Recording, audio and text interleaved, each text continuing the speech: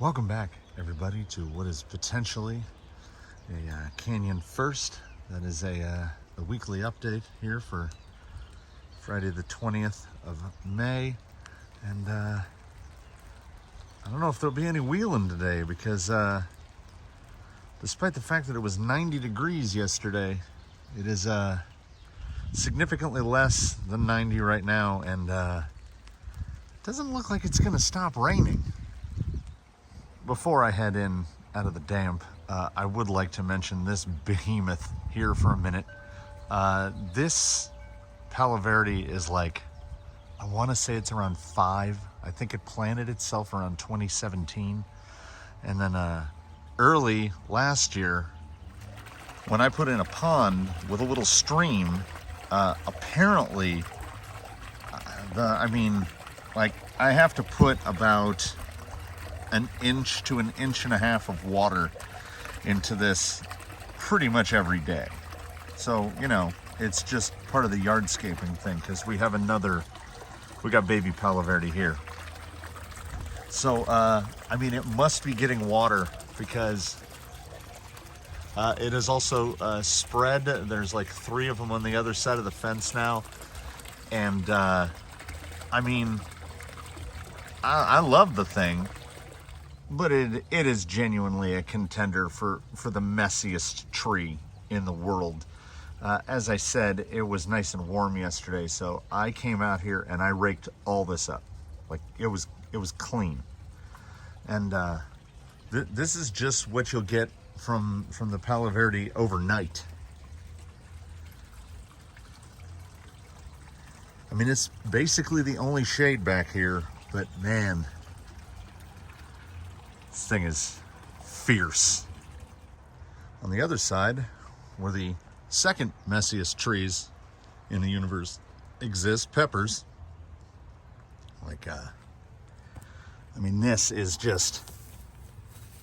This is what they do. They're not evergreens, and they're not deciduous, they don't winter. They just do this constantly all year. But again, they do provide a nice canopy. So I can't remember what expressly was done since the last update and now, as too much of this past week was spent, as the younger generation would call it, adulting. My son got his driver's license. That's a thing where if you don't have adult children, which is an extremely weird phrase for me to say, adults, children. If you don't have adult children, you don't know the bittersweet feeling of one of your kids getting a driver's license, because A, this means I won't have to drive him as many places, but B, it also means he's going to have to drive himself places. And nothing against my son. He's a wonderful lad, but maybe it's a generational thing that I can't be in the car with him when he drives. It's absolutely terrifying. I get soaked in sweat. But anyway, enough of that. Let's go inside and show where, as spring is coming to an end, it was time for the shop to get its spring cleaning, which I thought would be done, but I'm still spring cleaning today.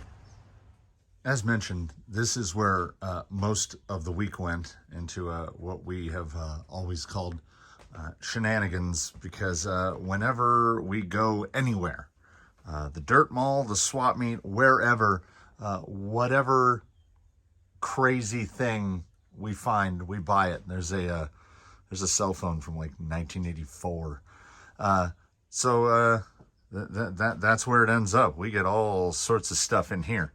And when the spring cleaning time comes, it's not about the fact that this building is 625 square feet. It's about it's more close to, 6,300 cubic feet.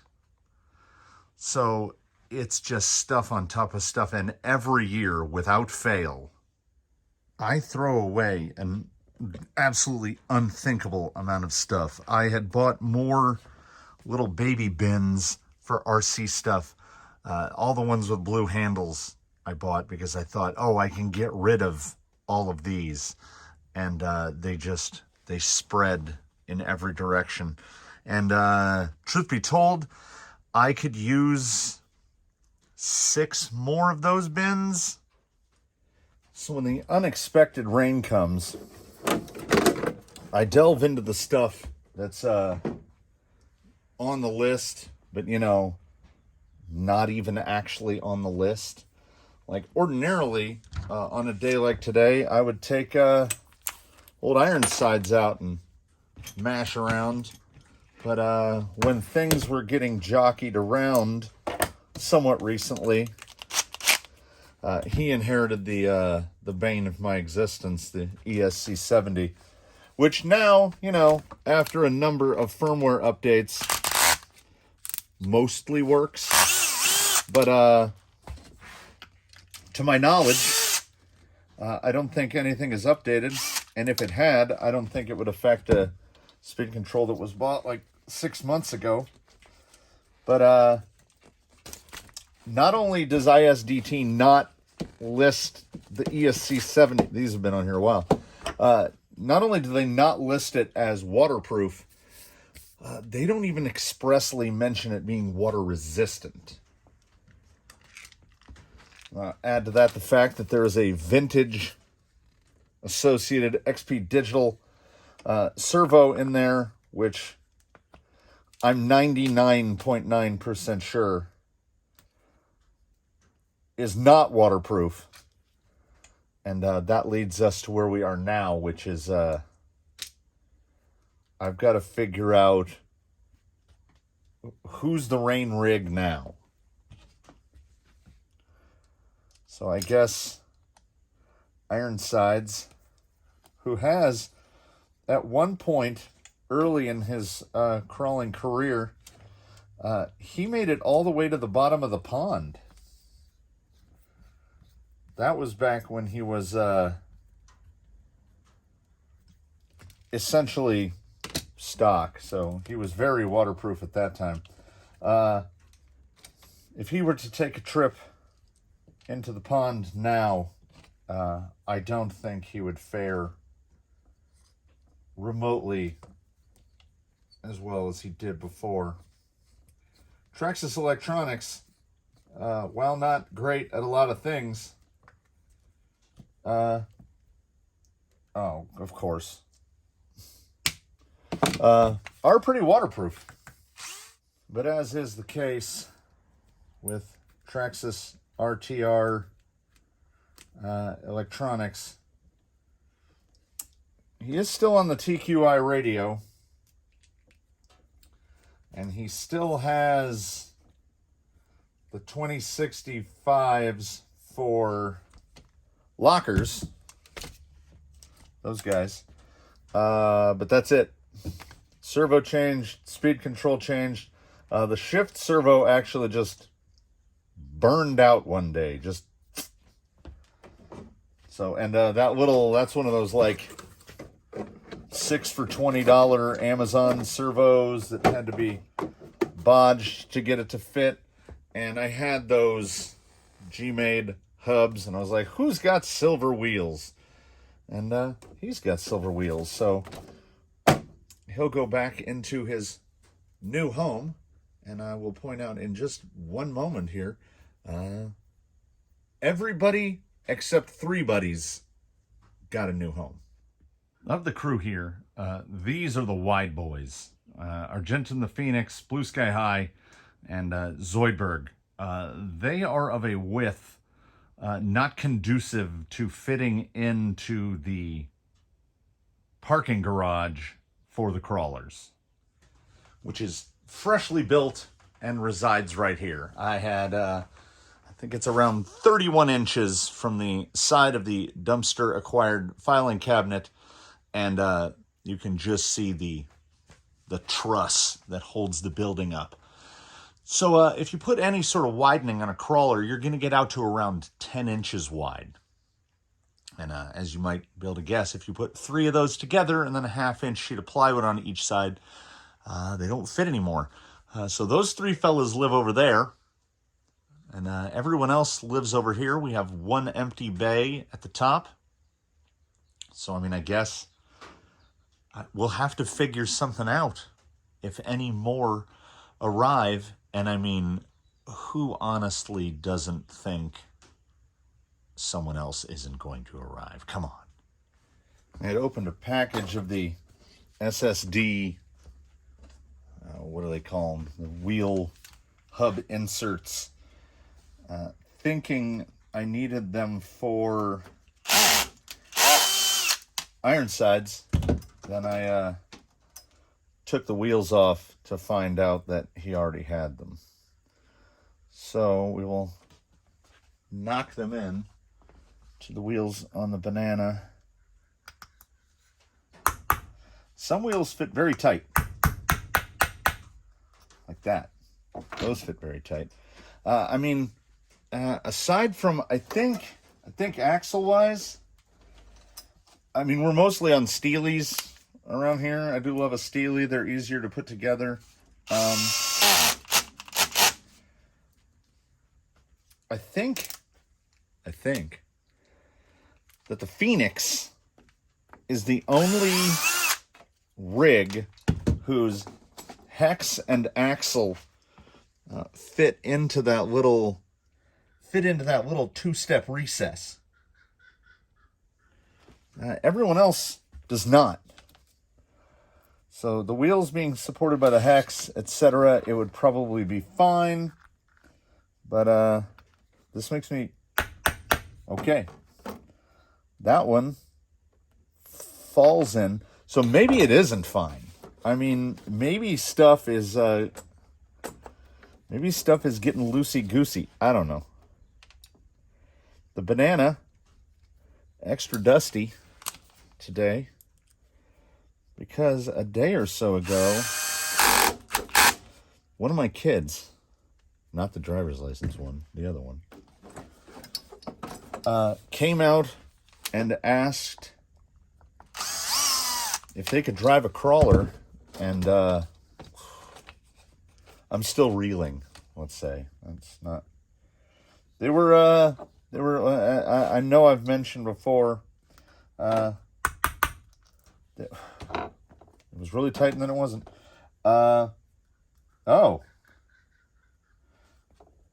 We're, okay. Here's a couple of beadlock screws have fallen out. So they both got quite a bit into RC around the ages of maybe 10. Oh. Okay, it's not that size. Which, I mean, I get. You know, I had a teen RC phase, and you know, you get a driver's license, and now you're not driving toy cars, you're driving a real car. And it does take a couple years for the luster of that to wear off. I was a bona fide car enthusiast for a lot of years, and I don't know when it happened. It came on gradually, but you go from car enthusiast to car as transportation, and you never even felt it happen. I drive a big old Subaru now, and I love that car, but, like, I'm glad it rained because it means I don't have to wash it, you know? Yeah, these are all loose. I should, I thread lock these, too, because there's so few screws in them. I guess I should check this stuff a little more often, seeing as a couple fell out of the front. Is this one just going to fall in? No. It's so weird. Well, it's RC four-wheel drive, so that might have something to do with it. So we're just sprucing up instead of getting deep into fabrication on something and something else. Though, if I have any free time this afternoon, I hope to make some more canyon signs. I've had the vinyl cut out for a couple of them for, I feel like 2 months, to the point where the vinyl is starting to lift on some, and these weren't fun to weed at all. And I need to make about a dozen more. I think I need to cut like 15, 18 sign backs out and then make the rods for them. And I don't mean to come off as sounding like, oh, look at the amount of work. I mean, it's toy stuff for my toy cars, so it's not too much. But I get to that point where I realize why I don't fully clean the place out all that often. Because then when it's clean, I'm like, I don't want to get it dirty. And I'd have to cut acrylic on the table saw, which is like, it's pepper tree messy. So while there are some Fridays where I try to get ambitious, get 2 videos out, I'll be lucky to get 3 videos out this week. So as this is going to be a single video Friday, and I feel like everything gets about the same amount of views, let's there we go. Let's bring in pretty much the only rig I worked on for the entire week. The guy made out of parts, who I think looks almost identical to the last video he appeared in. I did shorten those spacers down, and more importantly, I got the paint out.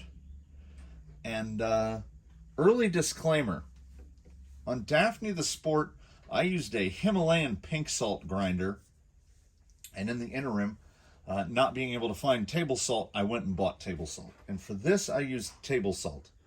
And honestly,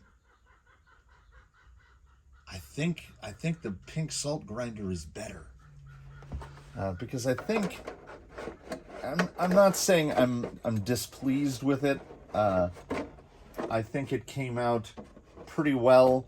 I think it might be one of those instances where my first effort might be better than my second. Why can I not get this body on? Because I have it tucked under the fender. Yeah, the drawback to all the fenderizing and everything is it's a bit of a pain to get the body on. But I mean, it is what I was going for. It really is. I think the only thing I'm not 100% pleased with is that the salt made like perfect circles. Like, I think with the grinder, the bits of salt were very irregular. So you got little bits, and you had the big like patina spots on it. I also didn't go as thick with the paint this time, and I like, it felt like Daphne was drying for like 3 or 4 days, and I think, what is up with this thing?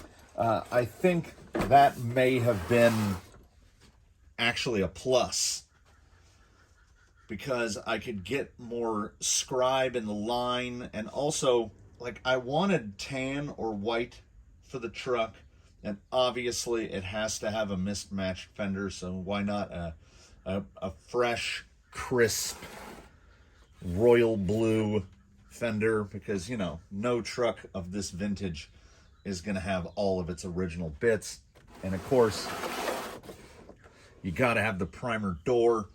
Only it's not a primer door. I grabbed a can of paint that said primer on it. That should indicate primer, right? Rust-Oleum Painter's Touch Ultra Cover 2. I mean, I don't think those exactly match. And it really, like, it went on weird. Like, it didn't act like primer. It still has a little, it's starting to go away, but it had a good tack to it for like a full day. Everything else dried, just dried up. I mean, I'm like 85% with it. I'm not blown away. I do think it lends to the aesthetic that I was going for. You know, I wanted that beat up late 70s truck. I think I got there. There's something about it. The patina itself, the rust, like, it must just come down to the salt. Because compare what I got here with what I got here. And the only difference, like, essentially all of the used materials were the same. The only difference is I used the same spray bottle. I used Morton's table salt instead of the salt grinder. So I guess I was just very fortunate with the salt grinder because it actually worked out better. I think that finish, honestly, just looks a little better than that. I think the sand throughs, I think I'm getting better at that. The spots of silver, like, that's no, I didn't do any silver touch up on panel parts except like a couple on this door where I accidentally sanded through the primer because I wanted the primer to look a little fresher, but not too fresh. There's a lot of wash to it. I think it actually looks a little bit better in person than it does on camera. I think Daphne looks amazing on camera and even better in person. Like I say, it's just that I'm happier with this than I am with this. I'm not displeased, but I feel like it could have been a little better. The ground is very wet, but I know, maybe if I pull out, I got to figure out the best method for getting this thing to go on. I don't hear rain hitting the roof anymore, and this is a metal building, so if there's any rain hitting the roof, I'm gonna hear it. So, well, I said probably no wheeling, and I left my sitting chair out in the rain, so I'm not gonna be sitting. Let us, did I put it in a spot where I can reach it? I did. Let's take this guy out. He hasn't moved himself into a name yet. Let's take this guy out and oh, that's high. And run him around a little and get him a little dirty because, I mean, he's already got the finish to look a little dirty. I wish that the Traxxas fenders weren't quite so big because for a split second I thought about cutting the bed out and then just like filling it full of junk, like rip myself down some boards, put some like 2x4s hanging out of the back, like throw a ladder in there. But the fenders take up probably 40% of the area under there, and I don't know if it would be worth the fabrication of going through it. Though I will ask, should I go ahead and put an interior in it? I mean, did it come out well enough to warrant an interior? Like I say, I haven't. There's no dollars into this, and I was proud of that for a few moments. And then I thought, well, there's no dollars in it. Like, put a more controllable. Like, it needs something lower, either a lower kV brush, a very low kV brush. I mean, like sub 1,000. Like, I would like 800 kV or less, or other scenario, maybe an 80 turn which is, I think, when I search for a motor for a little fella, the highest turn count I could find is an 80. Because without the portal reduction, this thing does not have a lot of gear reduction. And I think in second gear, he's probably 18, 20 miles an hour, which in the configuration he's in is pretty squirrely. But let's, you know, let's wheel it around. If memory serves, Axial just had a sale on the straight axle conversion for the 10.3. But I thought, that's not a thing I need. I don't own a 10.3. But I refuse to put portals on this. But that said, the lack of gear reduction from having no portals and just straight axles, like you can see how long it takes to get up to full speed.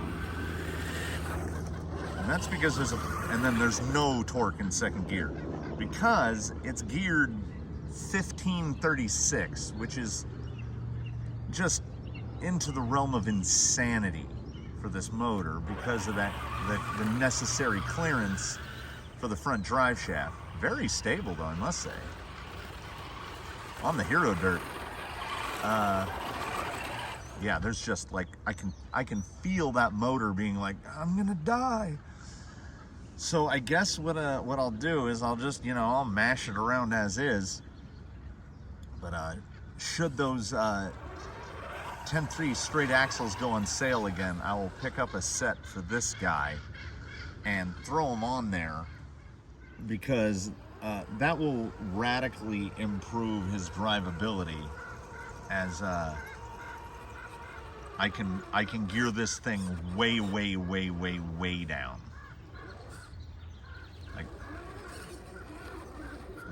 Like the torque loss, the loss of torque didn't occur to me until just a few moments ago, where I was like, why is he having such a struggle to get up just little grades like this? And it's because there's a 15-tooth pinion gear on there, which he is not super happy with, and neither am I. But I mean, I hate that servo too. Oh, almost, we're about to add to the patina. Yeah, I gotta give it. Yeah, so the lack of drag brake is 100% pinion. He's a little goer though. I mean, yeah, as I just mentioned a moment ago, my refusal to go to portals is because if I put portals on this, whoomp, it's a TRX4. And I don't think that they would assist in the handling of this at all. They would assist in the gear reduction, but I want this truck on straight axles. The straight axles are part of the fun for this, and they are also part of the problem here. Here's a question, semi-rhetorical. Does J-Concepts make a bad tire? Like, I have gotten excellent performance out of every tire I've bought from them. And I bet that motor warm. I feel myself losing a little bit of throttle control. Oh no, maybe it's okay. It might be okay. It's cool. It's cool out here and moist. So every J-Concepts tire I have sampled has just been great. And these little 393 boys, even all, I mean, they're pretty caked. They're going and getting it. One of our channel regulars is pushing pretty hard for me to add something leaf spring into the fleet, specifically because leaf spring rigs handle so badly. And I mean, I can appreciate that, But it's that RC four-wheel drive money. That's the only thing that's holding me back. Because, you know, when you look at what you get for $400 or $500, like if I were to try to build this, like if I didn't have parts bin depth and I went to build this, I don't think this thing's $300, all electronics included. I mean, what would Jenny's? I think the single most expensive thing on here is the tires, followed by the body. Because we're talking, I think it was 48 for the tires and 37 for the body. It's raining again. But I am definitely intrigued by leaf springs. So, I would also like to ask to anyone viewing, anyone who's made it this far can throw out an answer. Has anyone tried any of those leaf spring kits like you can get on Amazon for pretty cheap? Because I think a decent segue for me might be put some leaf springs on the back of this and see how that goes.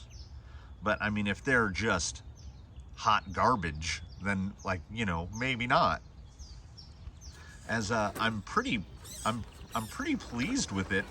Aside from the, okay, so this is a pretty smooth area right here. We got, so there's first gear drag brake, which is what you would expect with a pinion that big and a spur that small. And then if you put it into second,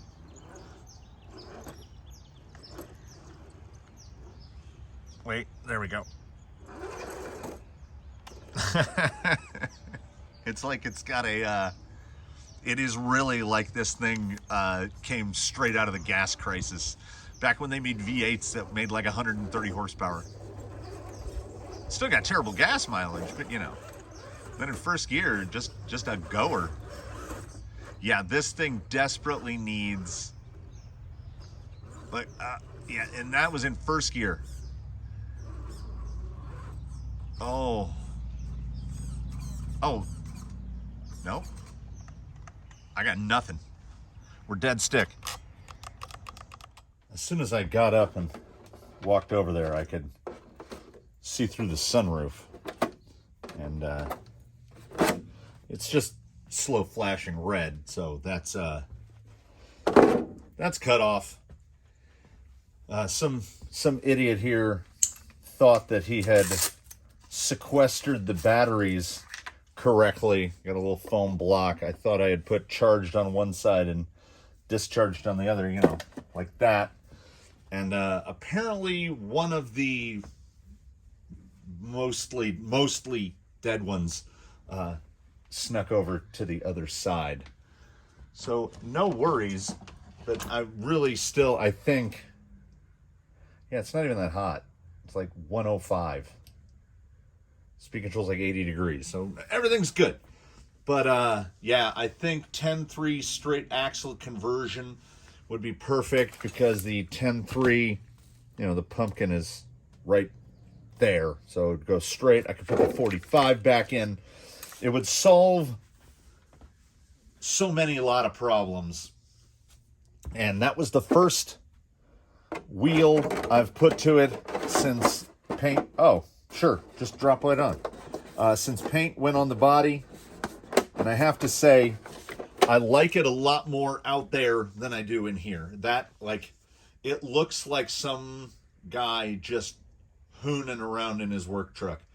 And now, even with the size of the fenders, part of me wants to cut out at least a portion of the bed. Like, I mean, it needs like a cooler back there and, you know, some 2x4 something. Like, it's not, this truck, still nameless, is nowhere near being finished. I feel like a lot of stuff is going to get changed. And honestly, man, I wish I could have seen the future to know to buy some of those axles because I think the powertrain would be perfectly adequate, because if I can go to like 1045, 1145 on the gears, I think this thing will be outstanding. I might be able to go to like 945 and go up, put a 550 in there. I got a couple 550s on hand. It's just those axles. I cannot make myself drop the 170 knowing that they were like $100. Was it even 2 weeks ago? So I'll keep waiting on that, and I'll keep tinkering with it. And I promise, I'm still working on Jolly Green. I'm still working on the Rift. I basically didn't touch Jolly Green all week. The Rift, I'm waiting on a servo for the 2-speed. I still haven't built a bed for Daphne. I saw a picture of someone where they had just made the bed just skinny, just between the shock towers. And I was like, I kind of like that. So I was thinking, full width bed, but I might just go a skinny bed, age it up, do some patina on the wood, maybe we'll hit it with a little fire. But that's for the coming up week. This week is effectively done. My kids are out of school in less than an hour. Thank you, block schedule, which I'll never understand. So again, before I just start rambling on and on and on, thank everyone sincerely for watching. Leave a comment below. Leave a like if you liked it. Subscribe if you haven't.